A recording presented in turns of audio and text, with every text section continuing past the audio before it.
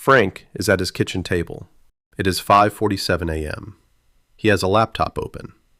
He has a calculator next to it. He has a legal pad.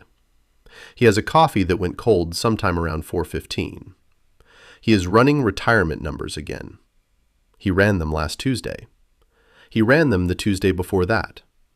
He ran them in December. He ran them on a Thursday in October while pretending to be on a conference call. The numbers have not changed. Frank has not changed. But he keeps running them because something in his chest tells him they are wrong, even though they are not. Frank is 57 years old. He has a 401k. He has a small pension from a job he left in 2009. He has Social Security coming in a few years. He has a house that is almost paid off. He has enough. But he does not feel like he has enough. And that gap between having enough and feeling like he has enough is the entire problem. This is a video about that gap, about the psychology of older Gen X who overthink retirement until the overthinking becomes the obstacle, about the people who have the math but cannot pull the trigger, and about why the answer is simpler than any of them want to believe. Frank does not lack a retirement plan. Frank has 17 retirement plans. He has spreadsheets. He has tabs. He has bookmarked 4 different Monte Carlo simulators, and he runs all 4 because he does not trust any single one to be correct. He started with the 4% rule. Then he read an article that said 4% was too aggressive. He moved to 3.5%. Then he read a Reddit thread that said 3.5% assumed historical returns that might not repeat. He moved to 3.2%. Then he found a blog post about sequence of returns risk and moved to 3%. Every time he hits his number, the number moves. A 2026 analysis of One More Year syndrome found that this is one of the most common patterns. People who are financially free keep revising their withdrawal rate downward, from 4% to 3.5% to 3%. And each revision demands a bigger nest egg and another year of work. The target shifts to justify staying, not to reflect reality. Frank is not planning. Frank is performing a ritual. The calculator is not a tool. It is a rosary. He touches it because it makes him feel like he is doing something about a fear that math cannot fix. The fear is not about numbers. It never was. Frank came home from school in 1979 to an empty house. He had a key on a string around his neck. He was 9. Nobody was there. Nobody was going to be there for 3 hours. He made himself a snack. He watched television. He did his homework. If something broke, he fixed it. If something scared him, he handled it. If he fell and got hurt, he cleaned it up and told no one. 40% of Gen Xers were latchkey kids. A 2004 marketing study called them one of the least parented, least nurtured generations in American history. They learned self-reliance not as a philosophy, but as a survival mechanism. Decisions about homework, conflict, boredom, and even minor injuries fell to the children themselves. That wiring does not shut off at 57. Frank's entire operating system was built on one rule. If something goes wrong, nobody is coming. That rule kept him alive when he was 9. It kept him employed through the dot-com crash, the financial crisis, a pandemic, and whatever is happening now. But it also means he cannot trust any plan that requires him to depend on something outside his own effort. A retirement plan says, stop working, trust the money, let the system carry you. Frank's childhood says, the system does not carry you. You carry yourself. And if you stop carrying, you fall. The self-reliance that made him competent is the same thing making him incapable of letting go. He built himself to never need a safety net. Now the safety net is there, and he does not know how to fall into it. Frank does not know who he is without a job title. That sounds dramatic. It is not dramatic. It is structural. Psychologists who study role exit, the process of leaving behind a primary identity, found that clean departures are rarer than anyone expects. People assume the transition is done when the conditions are resolved. But for Gen X, the conditions never feel resolved. A 2026 Psychology Today analysis pointed out that Gen X built careers in a pre-AI world where expertise accumulated slowly and professional identity had time to solidify. They did not just work jobs. They became their jobs. Because work was the one stable thing when everything else was not. The house was empty. The parents were splitting up. The future was unclear. But work had a desk. Work had a schedule. Work had a performance review that told Frank he was good at something. Work made him visible in a world that kept forgetting he was there. Retirement does not feel like freedom to Frank. It feels like someone asking him to give back the only identity he ever fully owned. Average guy. So what you're telling me is I spent 35 years building a personality around being useful, and now I'm just supposed to sit on a patio? Frank had to think about what kind of person he was going to be when nobody needed him to be anything. What his days looked like without a calendar. What his brain did without a problem to solve. He started writing it down. Not goals, not resolutions, just honest answers to questions he kept dodging. What he spent, what he needed, what he was afraid of. All of it went into a few pages he calls the retirement file. It is in the description. Not a plan, just the questions he was too busy to sit with. Here is a number that explains everything. The Employee Benefit Research Institute surveyed retirees in 2024 and asked them to rate themselves on a scale of 1 to 10. 1 meant, I have a savings mindset. 10 meant, I have a spending mindset. 38% rated themselves between 1 and 3, deep into retirement, already done working, and still wired to hoard. Only 11% rated themselves an 8, 9, or 10. Only 11% of retirees actually feel comfortable spending their money.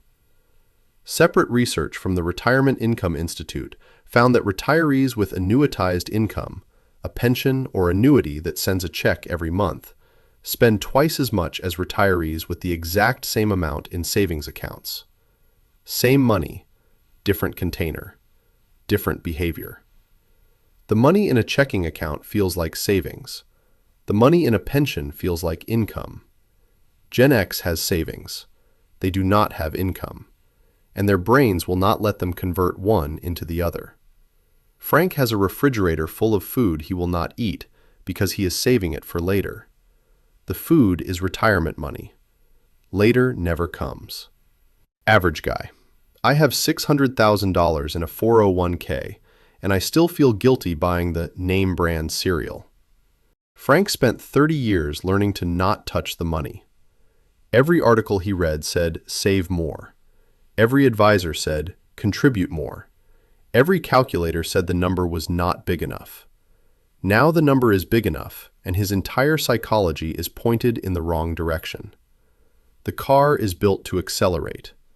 Nobody taught him where the brakes are. A 2025 Schroders survey found that Gen X expects to retire with an average of $711,000. They believe they need $1.1 million. That is a gap of roughly $400,000. $400,000 sounds catastrophic. It is not catastrophic. It is imaginary. It is imaginary because nobody in that survey sat down with a yellow legal pad and wrote what they actually spend. They picked $1.1 million because it felt like a big enough number, because a financial website told them they needed it, because their brother-in-law said he was aiming for $1.2 million, and Frank did not want to be the one who came up short. The number is a feeling. Feelings do not have decimal points.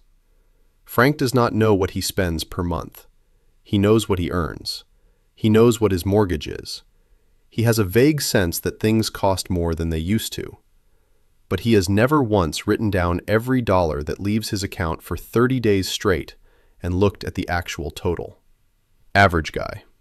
Wait, you're telling me the $400,000 gap might just be me not knowing what groceries cost?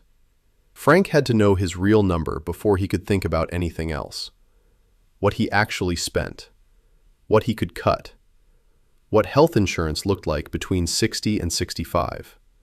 He put it all on a few sheets so it stopped being a vague dread and started being a list. That is the retirement file. It is in the description. Frank was ready to retire in 2024. Then the market dipped in April, and he said, one more year. Then 2025 started strong, and he got a raise, and he said it would be wasteful to leave now. Then he read about tariffs and said he should wait until things settled. Things have not settled. They will not settle. But Frank will keep finding reasons to stay because the reasons are not reasons. They are symptoms. One more year syndrome is the pattern where someone who has reached their financial independence number keeps working because the target keeps shifting. It is not a financial problem. It is a psychological loop. Every year Frank stays, he adds a new variable to the spreadsheet. A recession might happen. Healthcare costs might spike. Social Security might get cut. His roof might need replacing. His kid might need help. His knee might need surgery. Each variable pushes the number higher. Each higher number justifies another year. He is not building a buffer. He is building a wall. Frank's parents had a script. His dad worked until 65 and got a pension and a gold watch, and that was the deal. Frank did not get that script. Nobody handed him one. So he wrote his own.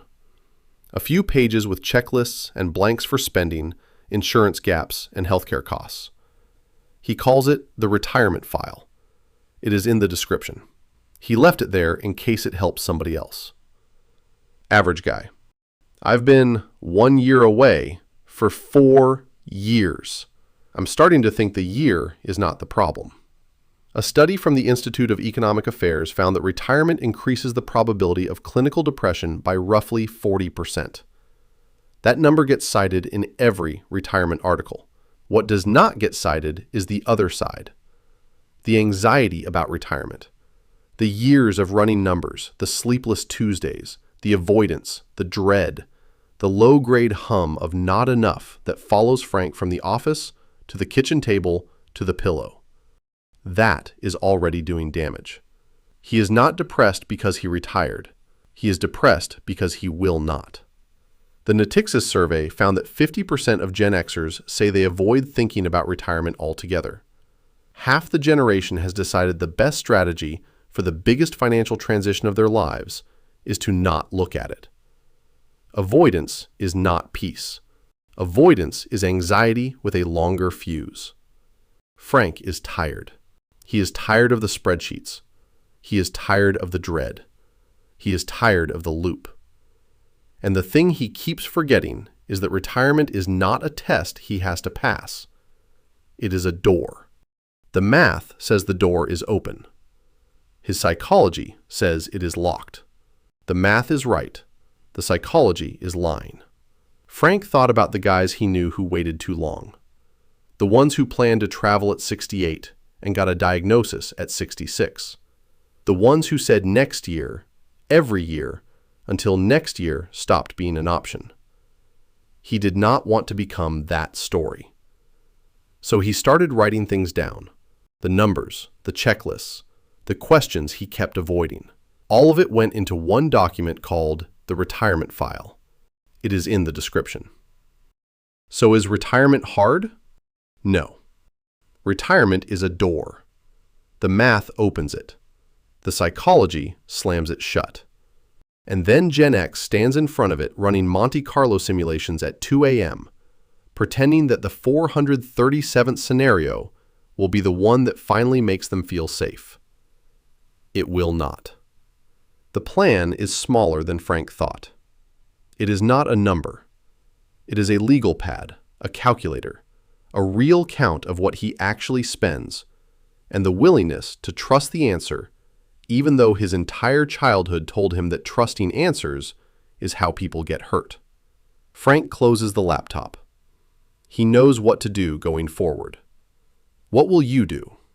Thanks for watching. Until next time, take care.